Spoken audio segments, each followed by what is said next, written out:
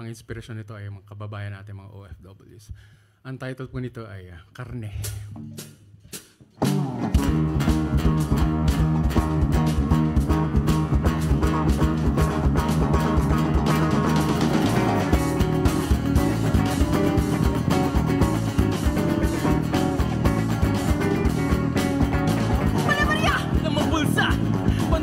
Lamang bitaka, walang kayamanang nakikita kundi kayamanan ng iba.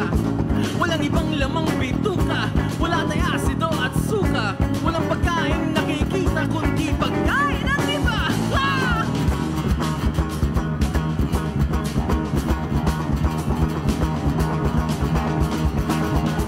Wala pang ospital si tatay, lumalala ang ubo ni nanay. Wala sakit na nakikita, mga taong walang pambili ng gamot. Sumisikip na nga ang bahay, di na nagabat inaanay. Walang lugar na malilipatan kundi sementeryo. Ah! Haliping pinapatay, ginagahasa, ginugutay-gutay. Hinahain ka ng buong malay para umasa ng umasa sa wala. Ikaw ay karne!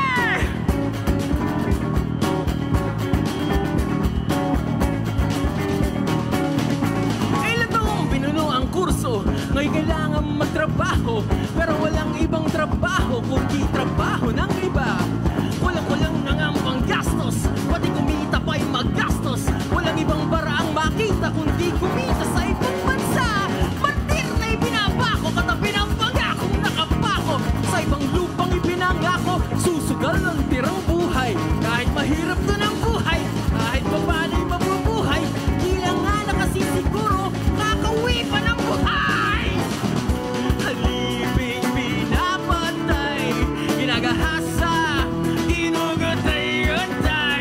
Hinahain ka ng buong malay para umasa ng umasa sa iba. Ganda!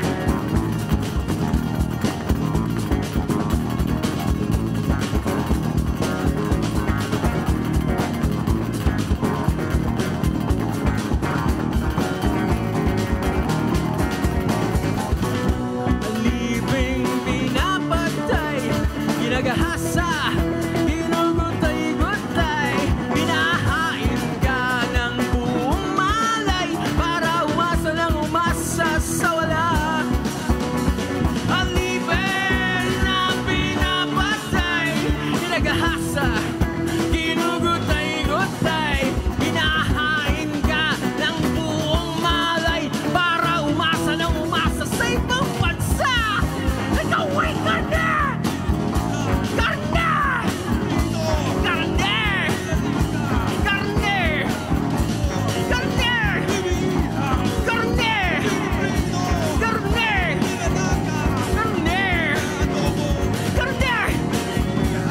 Karne! Karne! Karne! Karne! Karne! Karne! Karne'y pinapakain sa mundo.